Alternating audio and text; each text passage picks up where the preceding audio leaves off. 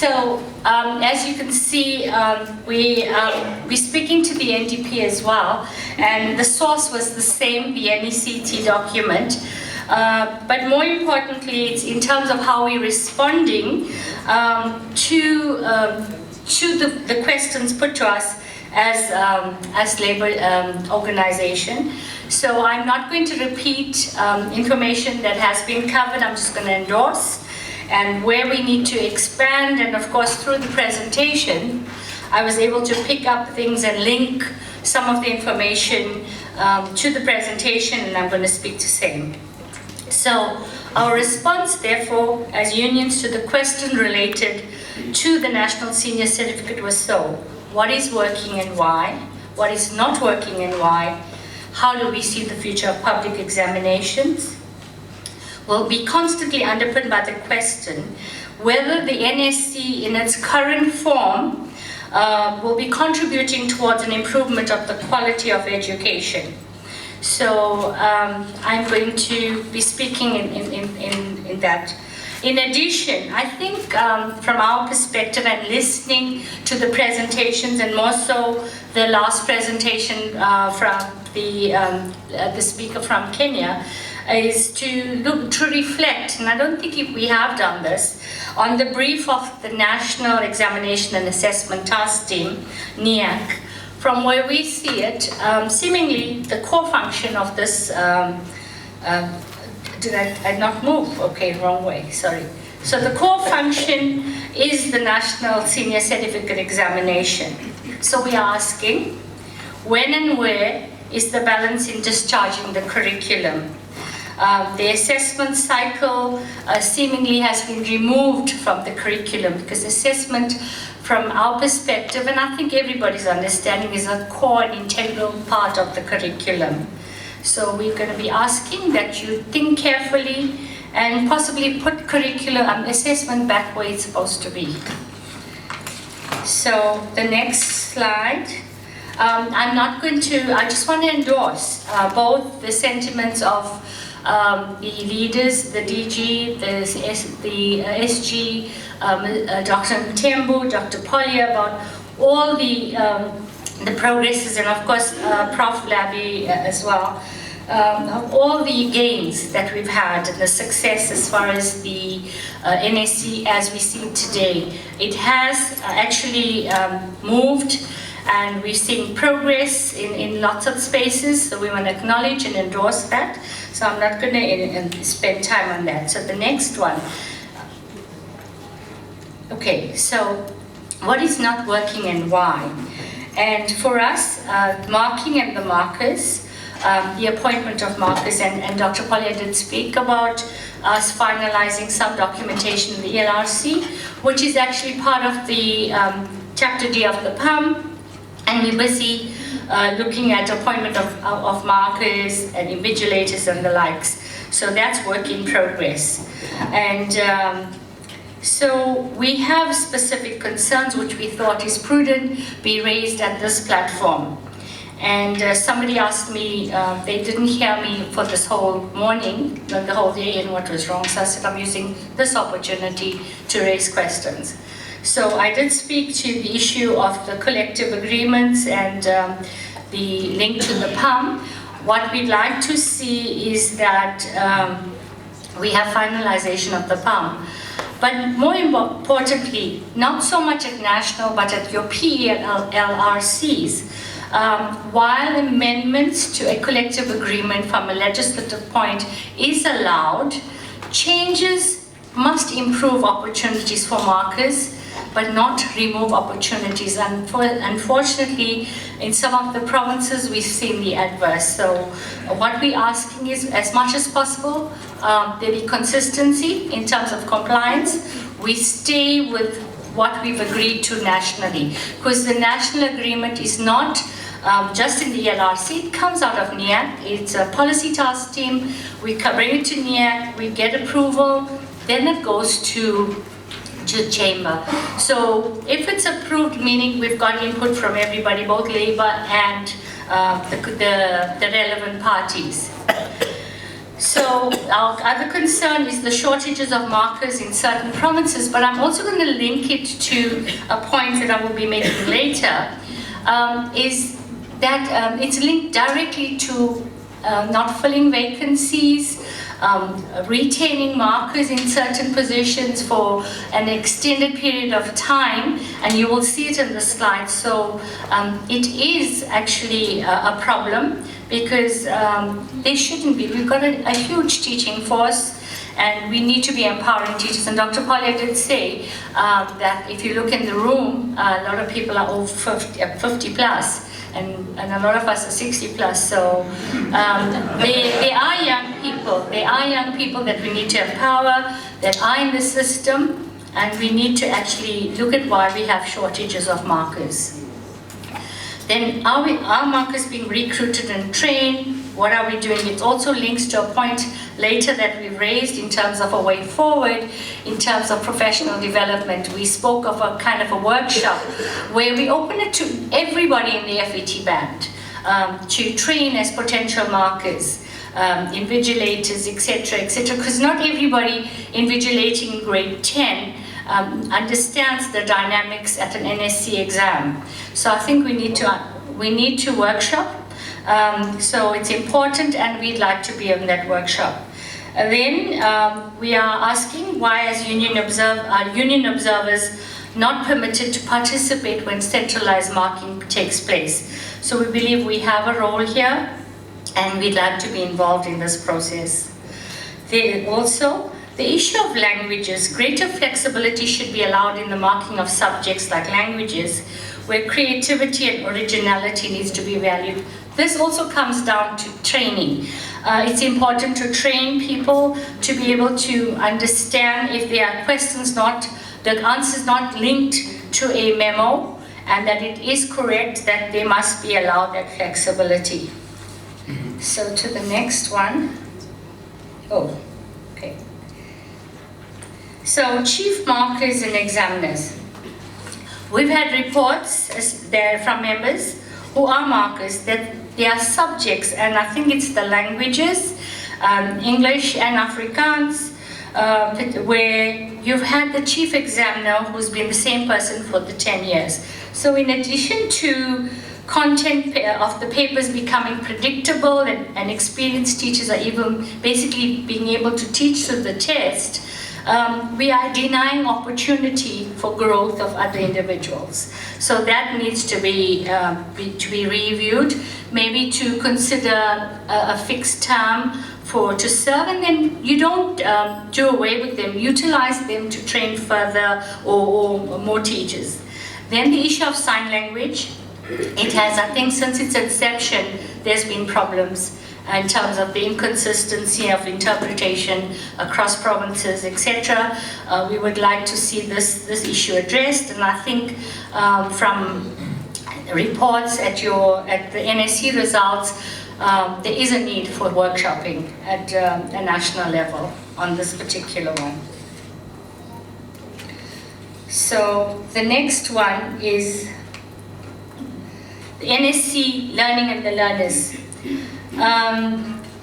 Grade 12 learners in many contexts experience unreasonable pressure due to demands made by their schools, districts and provinces to perform well in the exam.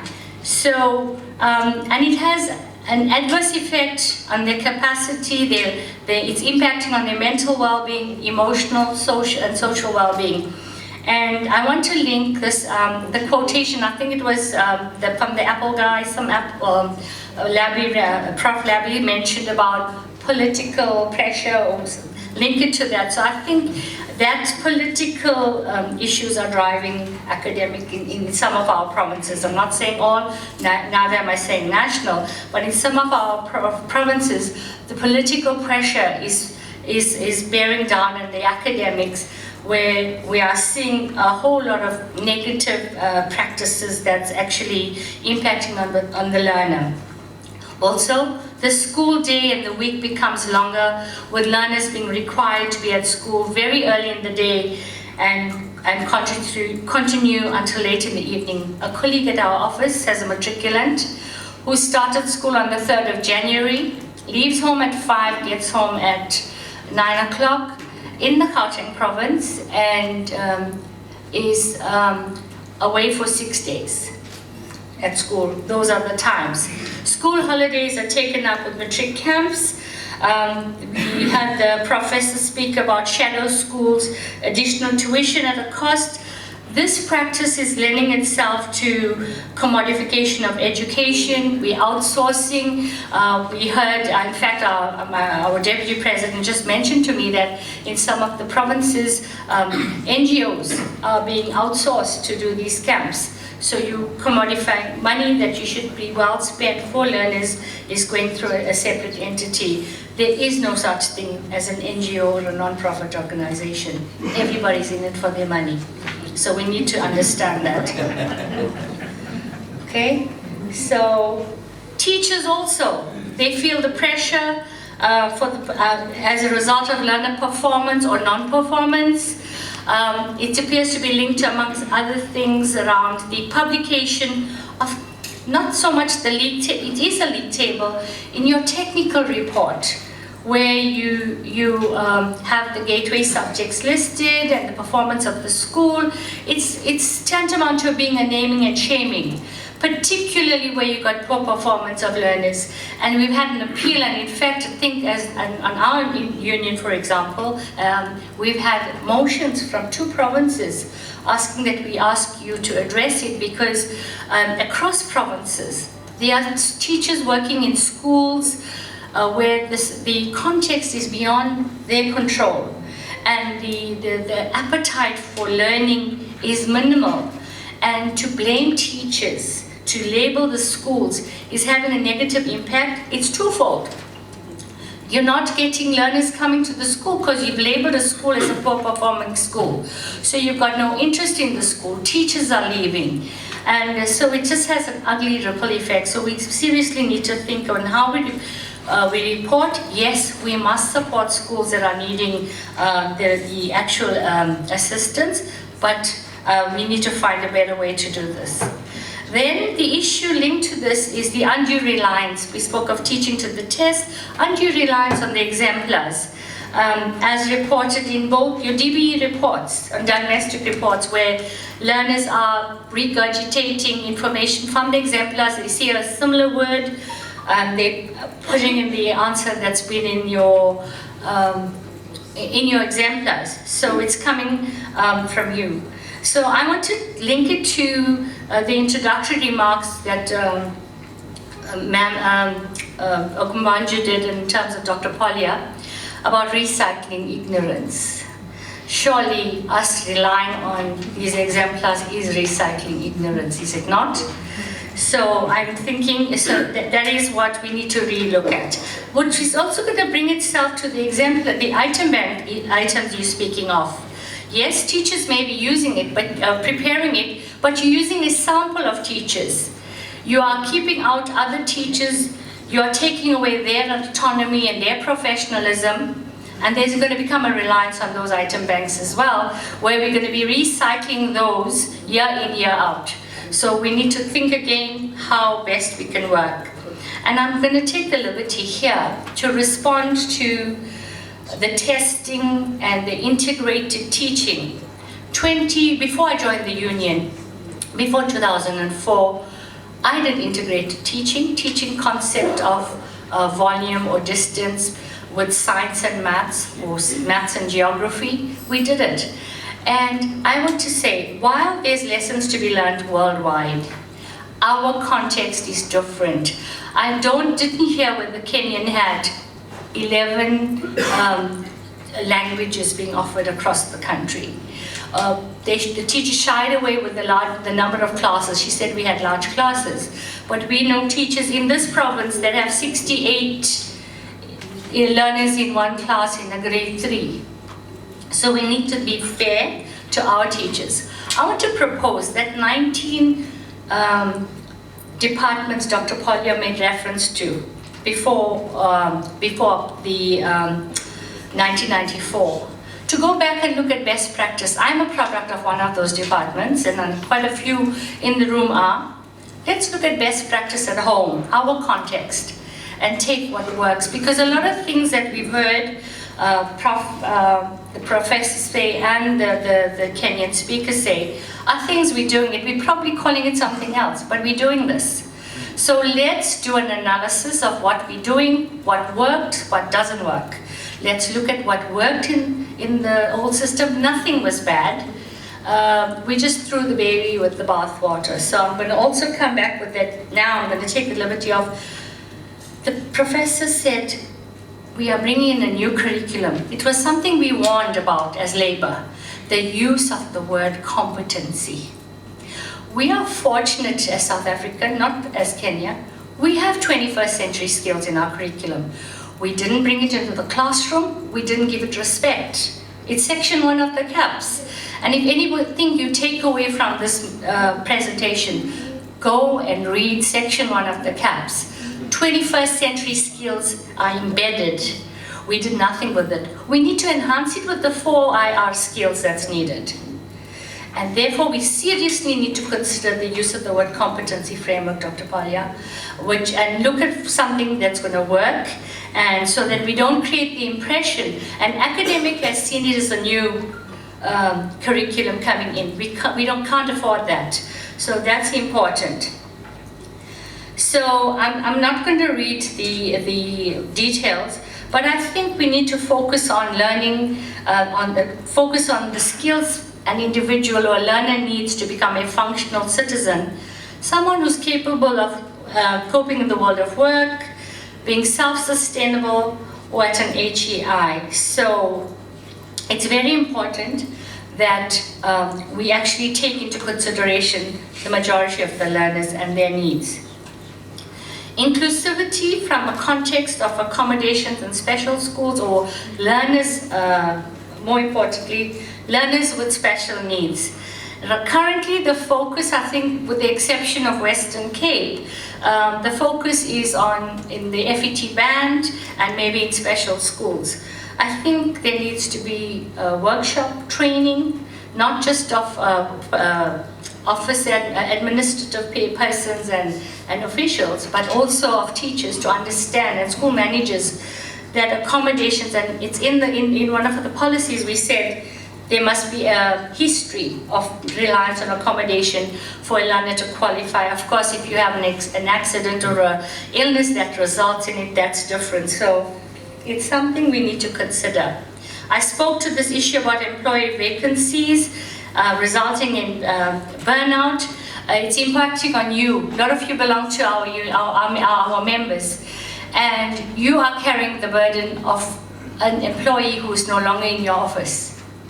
We can't be overworking our staff members. It's unfair. We can't be overworking our members.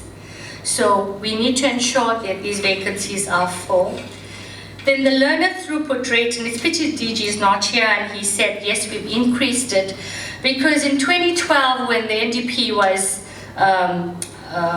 introduced, they were looking at increasing, they said it was less than 50%. The exact words were that the throughput of learners from grade 1 through to 12 was less than 50%. Yes, we've improved, but not what they envisaged, and that is the 80%.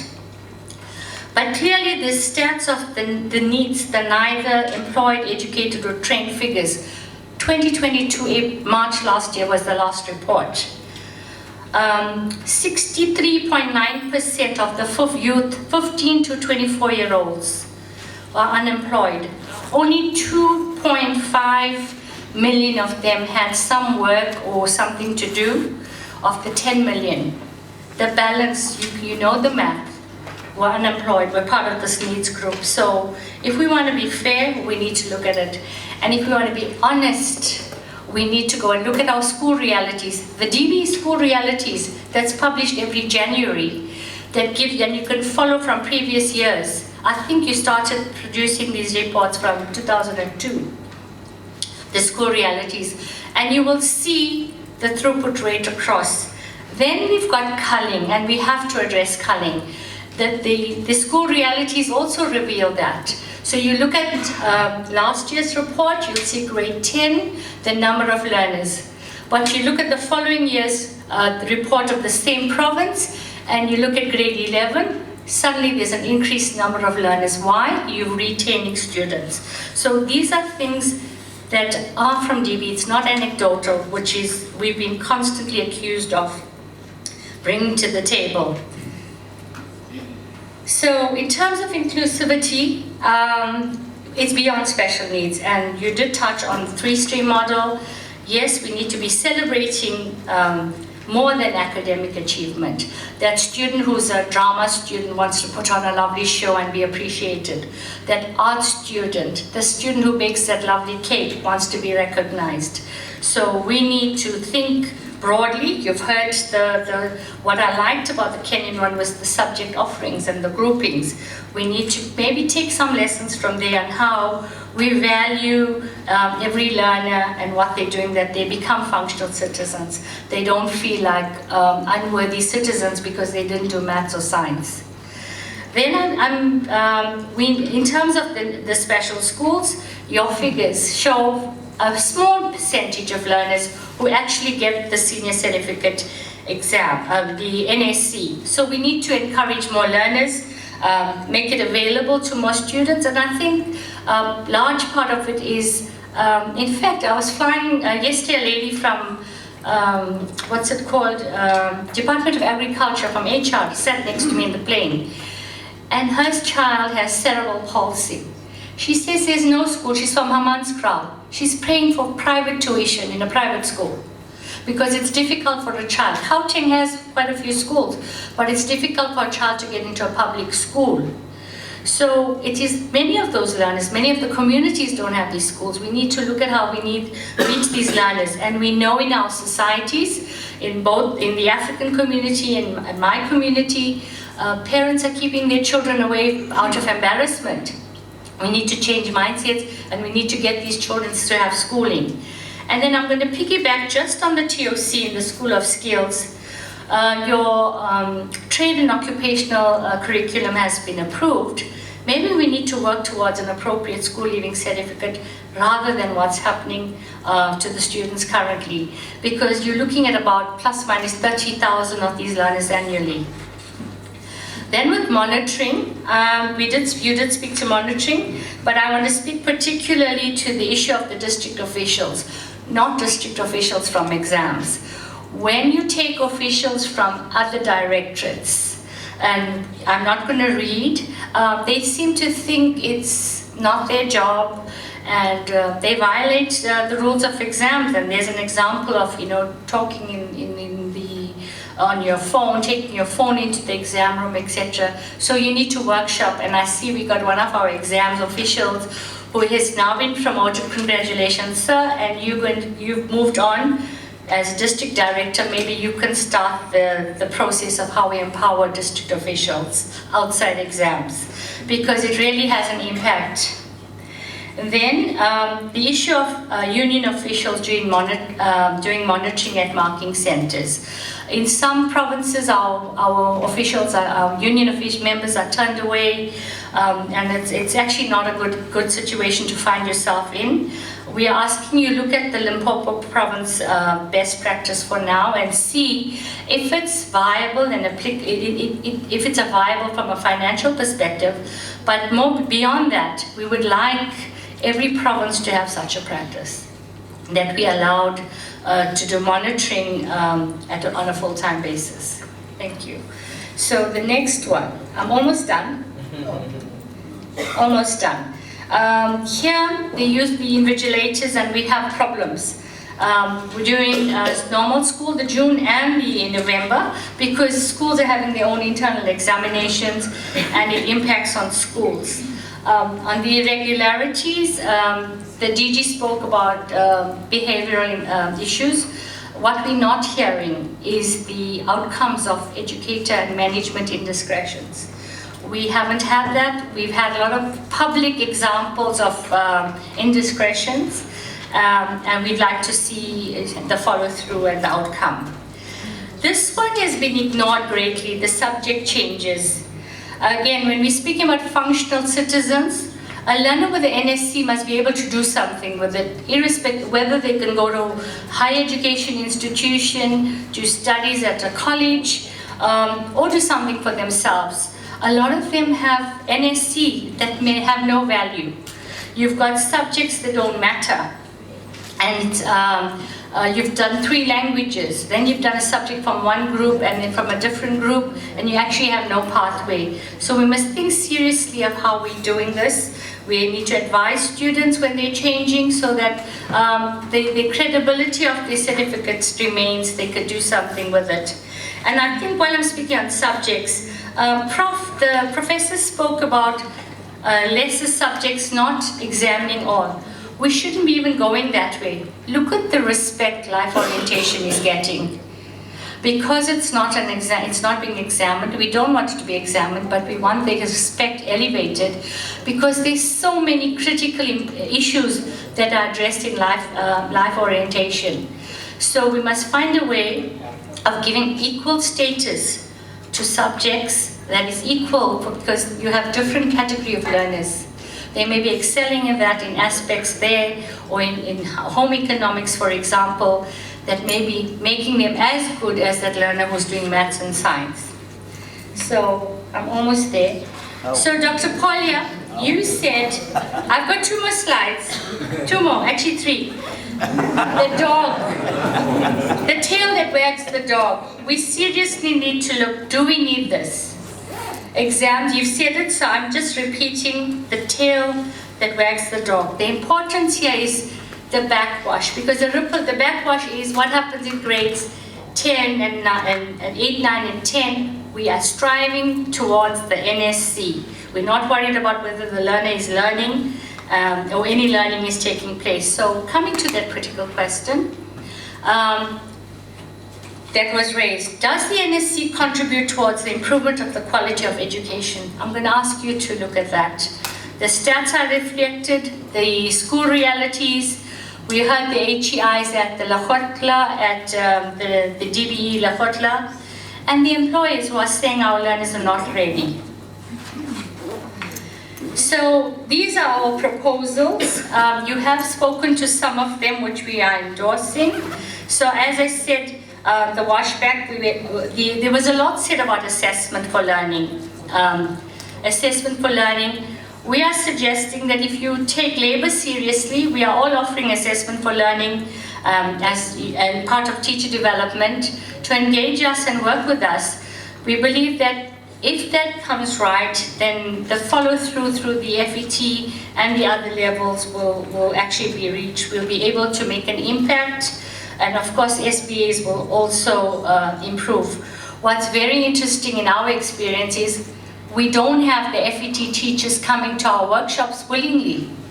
They don't come unless if it's about money and salaries, only then. And the only other workshops they attend is that of yours related to exams. Yet you report content deficit in your diagnostic analysis. And it's not addressed, so it's very important. And then, of course, the future of public examinations, and I'm going to link it. You must have noticed this Go Fund Public Education. Public education is at risk, not just in South Africa. You heard of the shadow schools, private schools are coming up, NGOs, NPOs are funding public education and dictating how we deliver public education. So this is an EI, Education International goal, and where we're needing to cater to protect public education. And when we speak about protect, it's protecting my job, your jobs, the jobs of our teachers. Or else it's going to go to private institutions, like we've seen in countries in Africa, Asia, and South America. But more importantly, we need to start looking broadly for the future of public education is to take into consideration every learner's needs. When we do that, then we've achieved success as opposed to the current academic role. We spoke about teacher development. I'm not going to speak to that, but that second bullet speaks to a holistic public exam, the mixed basket we support, as opposed to just using one criteria. So I'm just going to move over to the next one. So can somebody help me here? I'm needing the slide presentation. On the ATPs, we've done the RATPs, and during COVID, we worked on all the directions that you received or we sent out to schools. So it's very important that we continue working together. So I would just want to now, you to watch this. It's just a minute video. Is it working? Sound? Okay, thank you. You can't hear. Campaign. Go public. Fund education. We at Education International are launching our new global campaign. Go public. Fund education. We are facing unprecedented challenges around the world. Education is at risk. The alarming and growing global teacher shortage is threatening the right to education everywhere. This shortage denies our students their right to learn. It denies them the bright futures they deserve. This shortage has a major impact on teachers and their workloads. Resignation rates are skyrocketing. New teachers are leaving the profession, and the number of people who want to join our profession is in dramatic decline. The widespread policies driving uncompetitive pay, unsustainable workloads, and growing precarious work makes it impossible to recruit and retain the teachers we need. The solution to the worldwide shortage of teachers is clear. We need to fund public education systems, invest in teachers, guarantee labor rights, and ensure good working conditions. We need manageable workloads and competitive salaries. We need to value teachers, respect teachers. We need to ensure that they are central to decision making, and we need to trust their pedagogical expertise. The United Nations Transforming Education Summit of 2022 was a first step to build the political will to prioritize education, increase education financing, and invest in teachers. The summit called on governments to invest more and more equitably in education. We now have a key opportunity to organize and mobilize as unions. We need to mobilize at the local, national, regional, and global levels so that all governments commit to funding public education. We need to make sure we have the working conditions to teach, and our students have the environments they need to learn. Go Public, Fund Education will support you as you organize to improve pay, working conditions, and ensure the respect your members deserve. As the global voice of the teaching profession, we will mobilize for quality public education as a fundamental human right and a public good. We must fully fund public education systems and empower, respect, and pay the teachers and education workers who are the beating heart of education. Let's act together in solidarity to go public and fund education, because after all, we are Education International. Thank you. So that was David Edwards, the General Secretary of Education International. For those who are not aware, we have in our country the Vice President of Education International, and that's the General Secretary of SATU, Mr. Maluleke. He is Vice President Education International, and hopefully when the next election is, we should get a president maybe from Africa. Thank you.